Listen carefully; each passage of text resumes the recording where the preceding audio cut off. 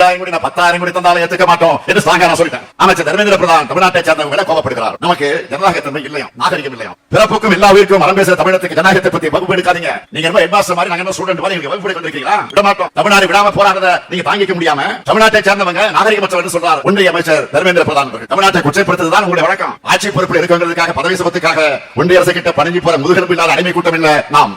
சுயமரியாதையும் இனமான உணர்வும் உள்ள திராவிட முன்னேற்ற கழகம் ஒன்றிய அரசோட எதாச்சத்துக்கு எதிராக போராடுகிற திமுகவோட போராட்ட குணத்தை பார்க்க வேண்டிய நிலையை உருவாக்கி இருக்கிறாங்க. தமிழ்நாடு என்ன பிச்சைக்கார மாநிலமா?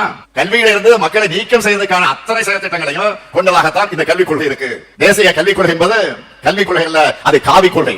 அநாகரிகத்தின் அடையாளமே நீங்க தான். அநாகரிகத்தை அராஜகமாக பயன்படுத்துறது நீங்க தான். இந்தி ஏத்துக்கலனா நிதி தரமாட்டேன்னு சொல்றதை விட அராஜகம் இருக்க முடியுமா?